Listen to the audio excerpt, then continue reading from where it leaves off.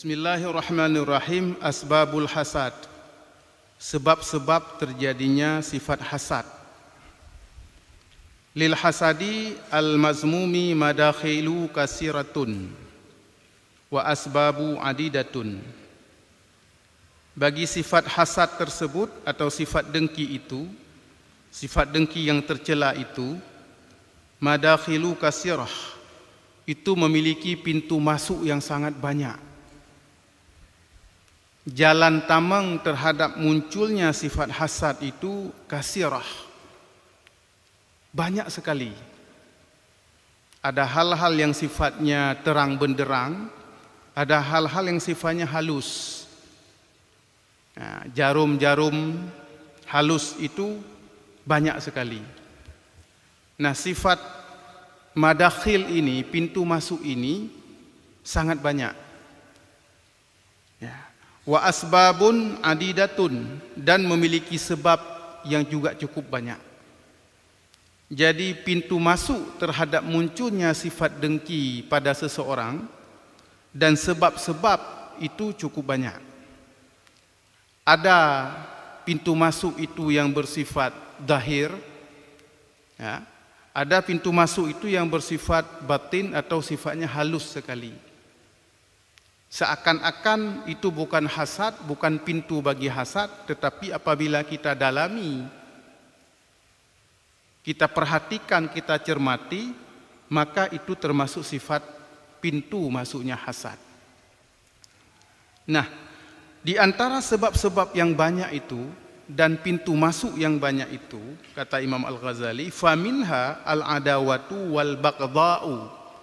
Di antaranya adalah permusuhan dan kebencian. Jadi ada yang mengatakan seluruh permusuhan itu, seluruh sifat hasad itu, seluruh permusuhan itu bisa disembuhkan kecuali kalau permusuhan tersebut karena hasad. Orang mau pakai karena belang, orang mau pakai karena harta, selama itu tidak dilandasi oleh sifat hasad, bisa dipertemukan, bisa disembuhkan. Nah, maka Imam Al-Ghazali mengatakan sifat penyebab pertama daripada sifat hasad, sifat dengki itu adalah al-adawah, adanya rasa permusuhan, wal baghdha, kemarahan atau kebencian. Itu sifat paling dasar yang mendorong orang memiliki sifat hasad. Wa hadza asyabbu asbabil hasad.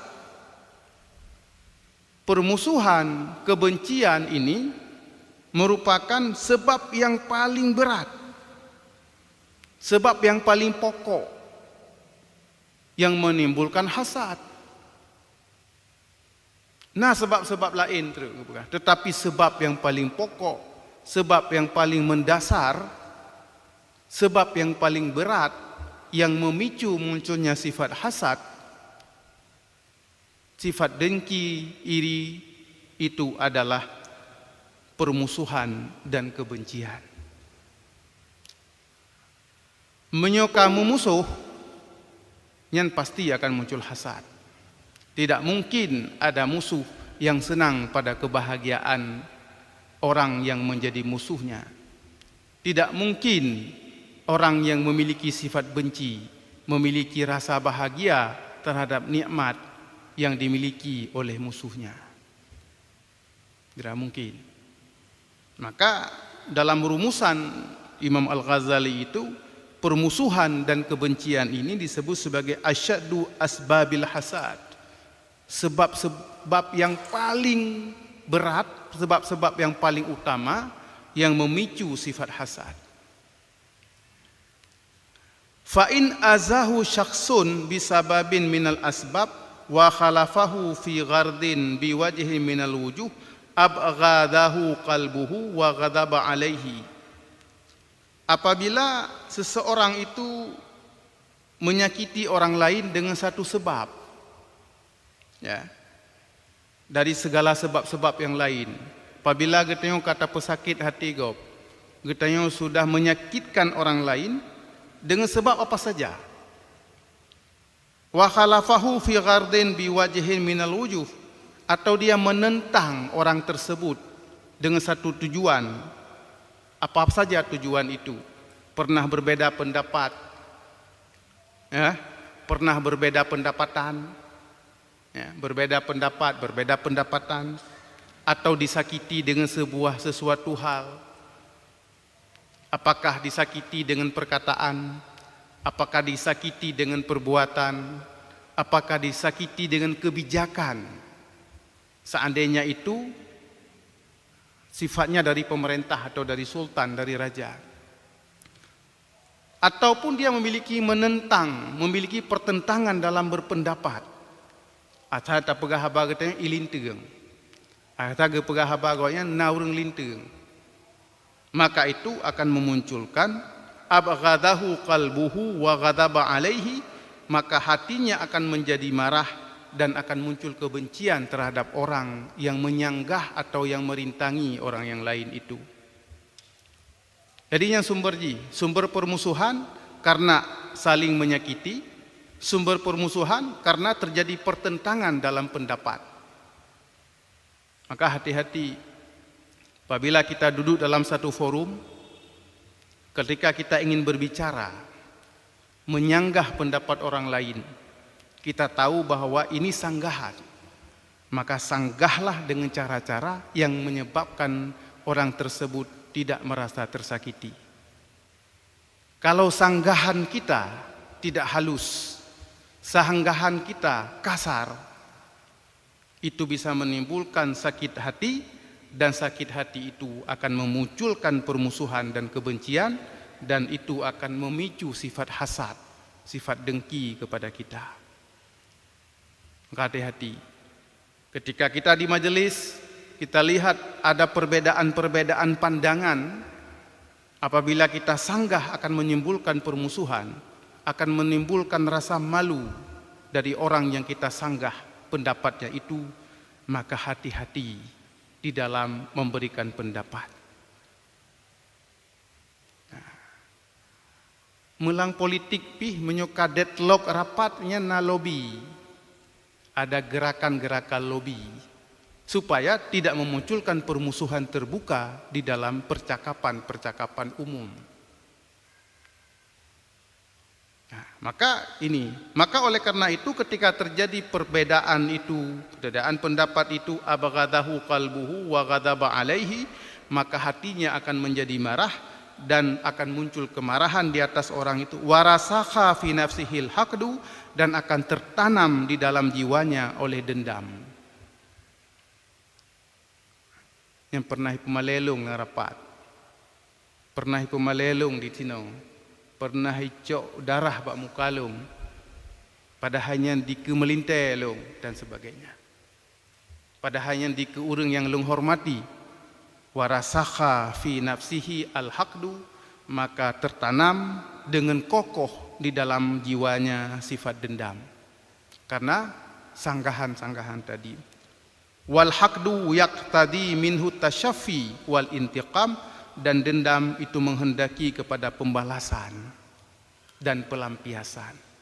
Setiap yang namanya dendam pasti digerakkan oleh naluri manusia untuk melakukan pelampiasan dan pembalasan. Disitulah mulai tersusun batu bata, munculnya sifat dengki.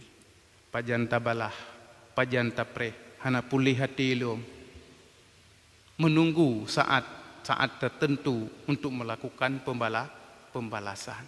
Dan sudah muncul sifat dalam bahasa Aceh gekeun benci ruman, yaitu tidak mau melihat wajah orang tersebut karena sudah tersimpan dendam di dalam hatinya.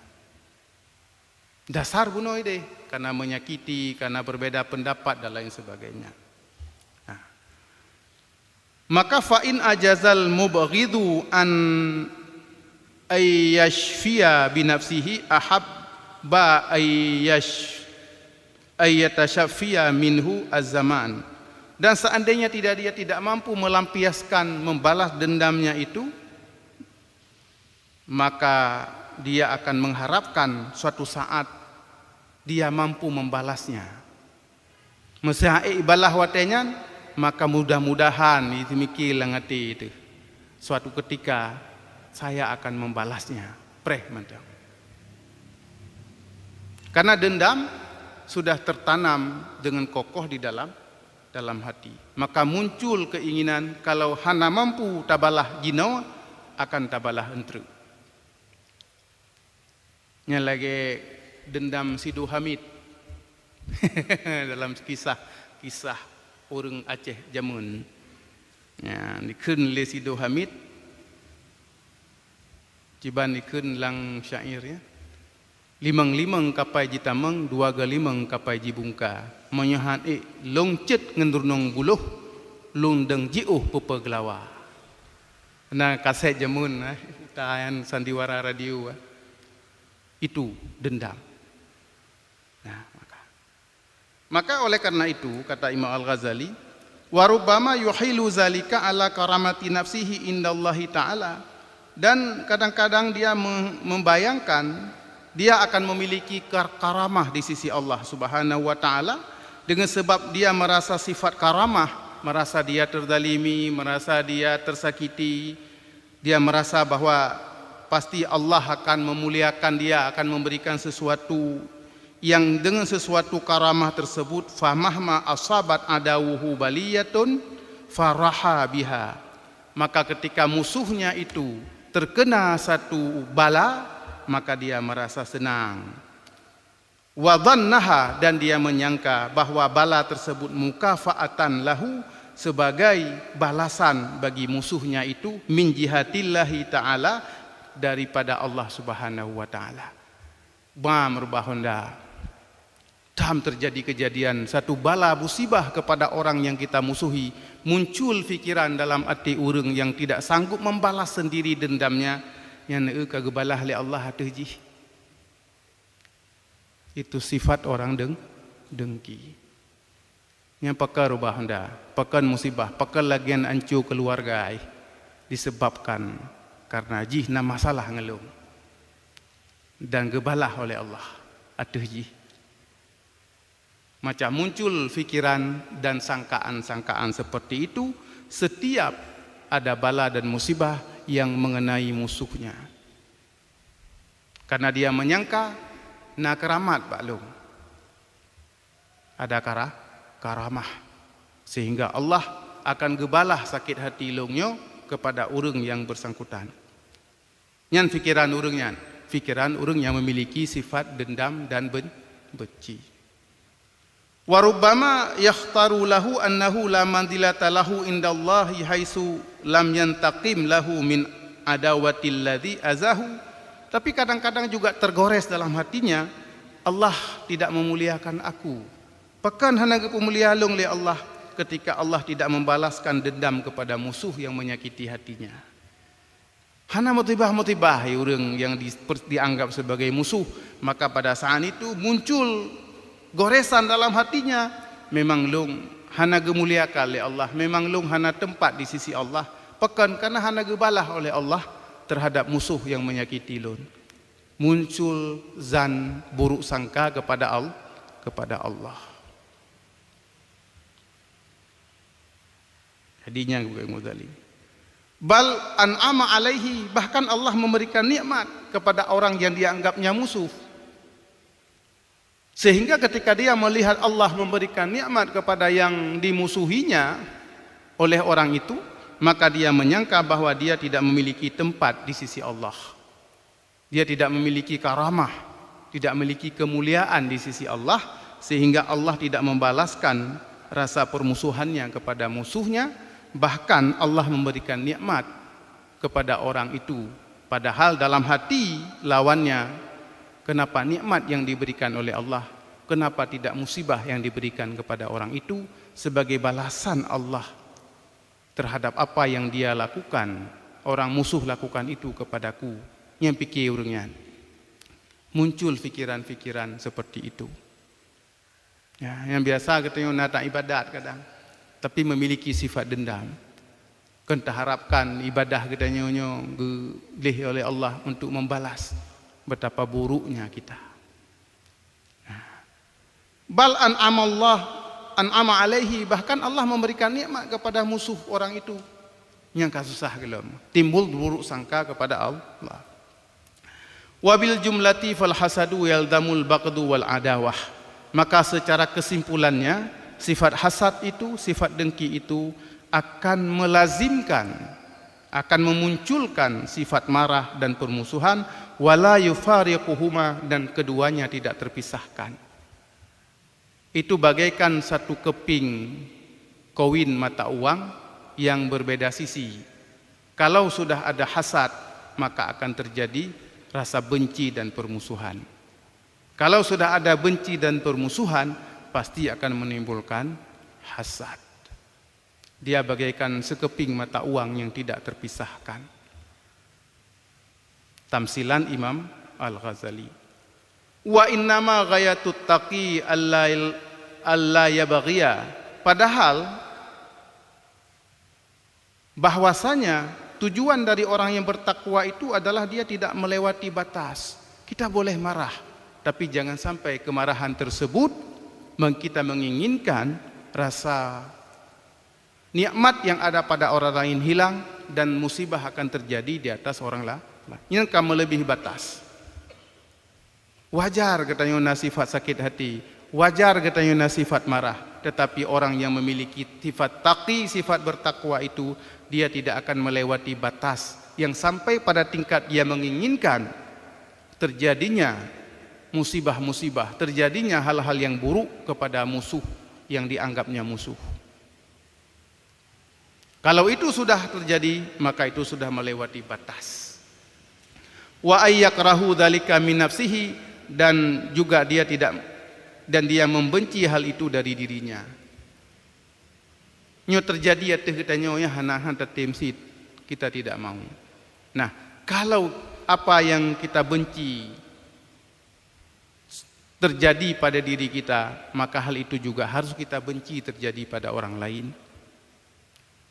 Kita tidak mengharapkan adanya bala dan musibah, tetapi janganlah kita mengharapkan bala tersebut terjadi di atas orang lain. Pu yang hana tagalak li jiwaro tu juga harus hana tagalak terjadi ateh kau. Nyan yang pertama, yaitu sebab terjadinya dengki adalah sifat al-adawah wal baqda, sifat permusuhan dan dendam, rasa marah dan kebencian. Maka dia pelan-pelan akan menanamkan, akan mengokohkan sifat benci dan dendam, maka kemudian dia akan memuncak menjadi sifat dengki yang berkepanjangan. Yang pertama. Wa minha, yang kedua, kata Imam Al-Ghazali, di antara penyebab terjadinya hasad at-ta'azzuz, merasa besar, merasa lebih tinggi dari orang lain. Wa huwa ayyastila alaihi ayyartafi'a alaihi ghairuh, dia merasa berat untuk adanya orang lain yang lebih tinggi dari dirinya. Ta'azzuz, merasa diri lebih tinggi, merasa diri lebih hebat dari orang lain, sehingga ketika terlihat ada orang lain yang lebih unggul dari dirinya, maka muncul sifat ta'azzuz, sifat tinggi hati. Maka sifat tinggi hati itu akan menimbulkan dengki kepada orang lain yang dianggapnya sebagai pesaingnya, yang pesaing itu lebih tinggi, lebih unggul dari dirinya.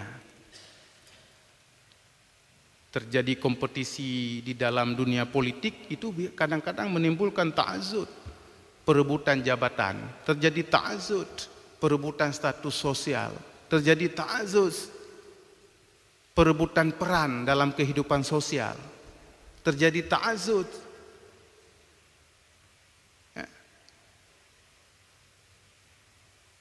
Merasa dekat, ketika orang lain dekat dengan orang-orang yang terpandang, maka dia merasa marah, dengki kepada orang itu dan lain sebagainya. Ini namanya ta'azzuz, sifat merasa tinggi, tinggi hati dalam bahasa Melayunya.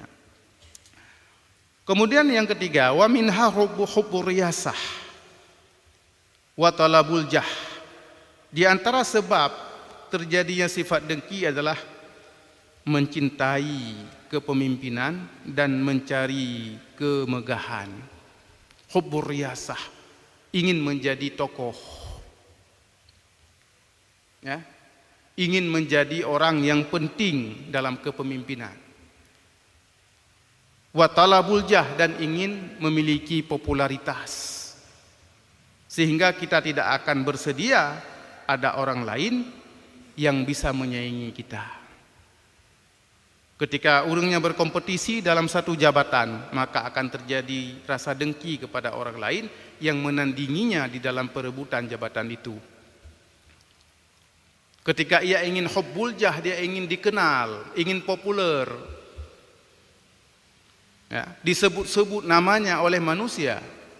Nah, dia cinta kepada popularitas, maka di situ juga akan muncul rasa dengki kepada orang lain yang bisa meredam, yang bisa menandingi, yang bisa mengungguli popularitas dan ketenaran orang itu. Yang terjadi bak tokoh,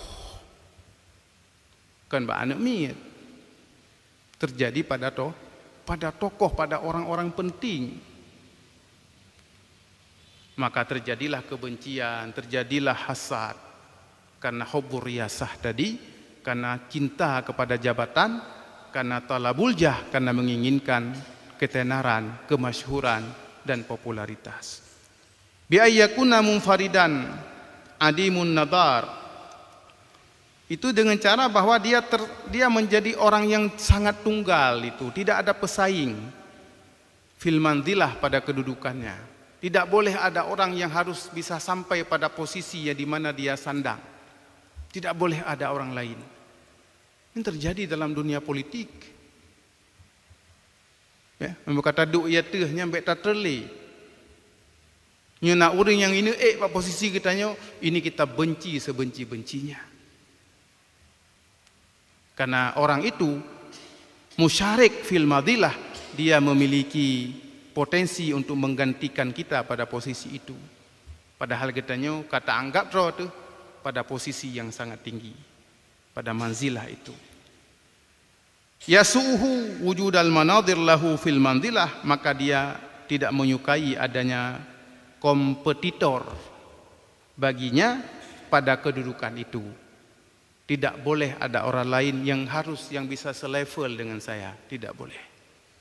Pekan karena hubbul jah, karena cinta kepada riyasah, cinta kepada jabatan, dan juga talabul jah, karena menuntut mencari kepopuleran dan kedudukan yang tinggi di mata manusia.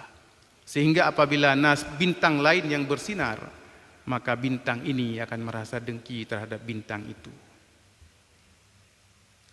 Nah, yang terjadi terutama di dalam dunia politik. Makanya Nasiro ahli politik yang menulis sebuah buku The Hypocrisy, The Political Hypocrisy. Politik berwajah dua, politik dua muka. Di depan terlihat merangkul, tetapi di bawah saling memukul. Jadi temurumpa peh wami yang segala macam. Padahal mungkin di antara kedua orang itu sedang terjadi permusuhan. Karena dianggap sebagai kompetitor yang bisa naik orang salah satu kompetitor itu pada posisi yang dicapai oleh kompetitor yang lain. Ngeri. Maka di situ apa yang terjadi kemudian? Terjadilah sifat hasad. Terjadilah sifat dengki yang jarang sekali bisa diobati. Maka sangat wajar ketika orang sudah pada posisi yang tinggi, untuk turun dia sulit untuk turun, dan akan mencari cara akan bertahan di posisi itu. Nah, sebab yang kelaya. Apa dik bisa? Terima dah. Ojit habis dah baca. Kan. Wa minha khabsun nafsi wa syahhuha bil khairi li ibadillah. Dan di antara sebab yang menimbulkan hasad, sifat dengki adalah buruk hati, berhati, busuk hatinya. Orang yang memang berhati, busuk hatinya. Wasyahauha bil khairi, dan merasa kikir terhadap kebaikan bagi hamba Allah. Kebaikan yang diberikan oleh Allah kepada orang lain bukan dari milik dia, bukan dari harta dia, bukan dari nikmat yang Allah berikan kepada dia, menyuguhi oleh Allah bagi orang lain bengeh. Padahal tidak mengurangi jatahnya, tidak mengurangi haknya, tidak sedikit pun ada urusan dengan dia. Itu syuhun. Dia lebih tinggi derajat, lebih tinggi posisi, lebih tinggi masalahnya daripada kikir. Nyo kikir ataror hantabi kegop. Tapi nyo syuhun atau syahih itu ata lang khazanah Allah, ata Allah po nyo mandum dunia nyo. Nyo gebi kegop le Allah bengeh ji. Itu namanya syahih. Syahih. Maka ini akan menyebabkan terjadinya hasad. Itu mati ke lako, rugo, ke atra yang kabengeh dia kegop. Ketiga, orang tersebut mendapat nikmat. Maka disebut dengan khabsun nafsi, itu busuk hati. Memang orang buruk jiwa. Nah, itu. Bihaisu yashaqu alaihi ayyusifa indahu husnu hali abdin fima an'ama alaihi. Yaitu orang yang merasa berat hatinya, merasa susah apabila diceritakan di depannya tentang kebaikan-kebaikan yang Allah berikan kepada orang lain. Oh, si fulan jika sukses, si fulan jika kaya, si fulan jika berhasil, anaknya sudah jadi orang dan segala macam, kasusah koknya. Itu namanya syuhun. Ketika di depan orang itu disifatkan, digambarkan ada orang lain yang memiliki nikmat, ada orang lain yang memiliki kebaikan, mendapatkan berbagai kebahagiaan dalam hidupnya yang atas pemberian Allah, kasusah koknya. Dan menginginkan nikmat tersebut tidak diberikan oleh Allah kepada orang itu. Yang syuhun. Dan itu juga akan menimbulkan sifat hasad. Lado-lado hana murusan dengan ngetayo, mutaturi hana. Mana tepu si pulan je kata kita baca bak media kasus sukses je. Kita tidak kenal, tetapi kita membenci nikmat itu kepadanya. Itu namanya syuhun. Luar biasa. Wa yafrahu bi zikri fawati maqasidi ahadin, dan dia merasa gembira apabila disebutkan di depannya tentang hilangnya nikmat-nikmat pada orang lain. Oh, si pulan jika bangkrut, si pulan jika talu, si pulan jika hancur rumah tangga, kau merasa gembira. Kita merasa bahagia terhadap terjadinya hal-hal yang buruk kepada orang lain. Padahal ana urusan kita musuh ke nerakan pikan mungkin, tetapi kita merasa senang apabila kita mendengar kisah-kisah kegagalan, dan merasa susah apabila kita mendengar kisah-kisah kesuksesan orang lain. Itu akan menimbulkan dengki.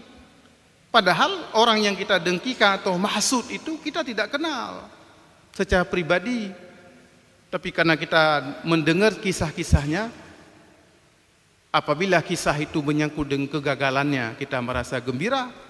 Apabila kisah itu terkait dengan kesuksesan dan kebahagiaan, kita akan merasa kecewa.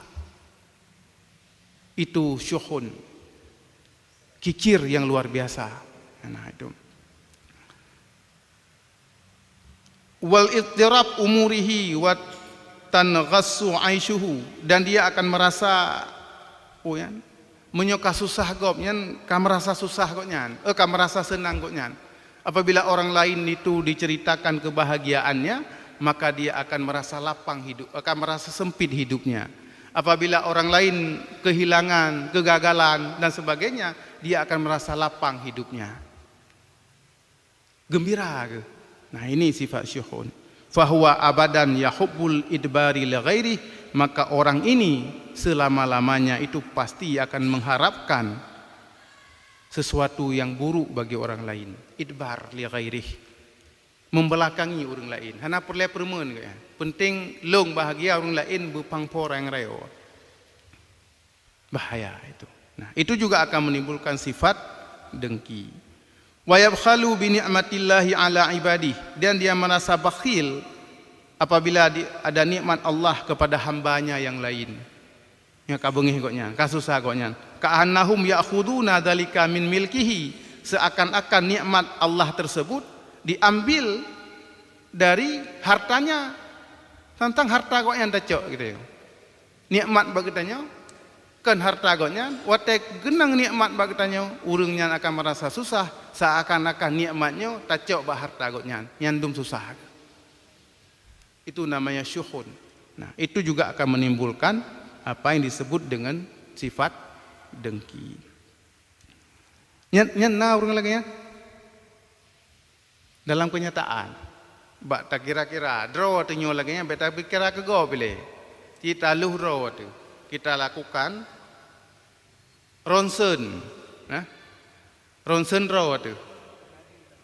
Anadih lama baji. Bahaya meyohan ada, bahwa getanya utara saro tegat bahaya. Karena apabila sudah muncul itu, maka itu sudah hasad. Nyen deteksi juga. Apabila sudah muncul rasa benci terhadap nikmat orang lain, padahal hana murusang katanya, ketika mendengar kegagalan orang lain kita merasa bahagia. Apabila kita mendengar kisah sukses orang lain kita merasa susah. Maka itu sudah masuk dalam syuhun, khafsul nafsi, orang yang buruk hatinya. Dan yang periksa kita periksa diri kita, apakah kita masuk atau tidak. Menyona itu obati penyakit itu. Nah, wa hadza laisa lahu sababu dhahir illa fil nafs, illa khafsun fin nafsi. Maka ini tidak terlihat sebab yang zahir. Hanya sebab tapu permusuhan bukan. Ya. Kemudian hubbul jah bukan. Rasa tinggi juga bukan. Tapi pokoknya kita hanya senang terhadap nikmat gaib. Dan itu tidak zahir sifatnya, kecuali itu adalah adanya kebusukan di dalam hati kita. Memang berarti itu tidak zahir. Menyo permusuhan zahir. Menyo ingin kita di hubbur riyasah, ingin kepada jabatan zahir sebabnya, tetapi syuhun, sifat kikir tadi itu tidak zahir sifatnya. Pati akarnya adalah pada khafsun nafsi, pada busuknya hati dan jiwa. Ya, maka kendali. Warizalatu fit tabi'ah, dan hina pada tabiat. Tabiatnya hina, bukan tabiat yang baik. Nah, itu yang lagi manusia ada sifat itu. Dia punya sifat kehinaan, tabiatnya hina. Itu sifat tabiat yang hina. Ya. Wa mu'alajatuhu syadidah, dan mengobatinya itu susah. Karena itu penyakit hati. Karakter. Wa mu'alajatuhu syadidah, dan mengobatinya itu susah sekali. Li'annahu khafsu fil jablah, karena sifat buruk itu sudah tertanam di dalam karakter dan perilakunya. Haita pubat. La an aridin hatta yatasawwaru zawalah, itu tidak sebab faktor luar. Ya, apabila sebab faktor luar lagi permusuhan, itu mungkin bisa kita bayangkan untuk kita hilangkan. Tapi menyombrok ate, ya hendak pubat karena sifatnya dari dalam. Yang ngerilam ya, sifat dengki itu. Nah, maka kata Imam Ghazali, waqad yajtami'u ba'du hadhil asbab au aksaruha au jami'uha fi syakhsin wahidin. Dan seluruh sifat-sifat tadi itu, permusuhan, dendam, merasa tinggi, hubbur riyasah, cinta kepada jabatan dan cinta kepada kepopuleran, dan juga buruk jiwa, itu kadang-kadang na bati raureng, mandum matanya na kadang-kadang bati raureng. Ada sebahagian yang mungkin hanya ada sebahagian sifat itu, ada juga sebahagian orang yang seluruh sifat buruk itu ada pada dia. Jadi nak orang yang membenci yang bersifat dengki karena sifat permusuhan tak kayak bagusnya, tapi tidak ada buruk hatinya. Ada juga karena hubur riyasah, karena ingin jabatan, tapi dia tidak membenci apabila ada orang lain yang sampai pada jabatan itu dari hatinya yang paling dalam. Nyotalu ke ikhlas. Tetapi pada orang yang berkumpul seluruhnya sifat ini, maka dia tidak ada obat untuk diobati hasadnya itu. Ya, demikian Bapak Ibu sekalian, nyupah habis kitab dah baca kan. Mudah-mudahan semoga Allah melindungi kita daripada sifat-sifat tersebut dengan kelembutan dan kemuliaan Allah Subhanahu wa taala. Demikian yang dapat kami sampaikan pengajian pada malam yang berbahagia ini. Aqulu qauli hadza wa astaghfirullahu li wa lakum wallahul muwaffiq ila aqwamit thariq. Wassalamu alaikum warahmatullahi wabarakatuh.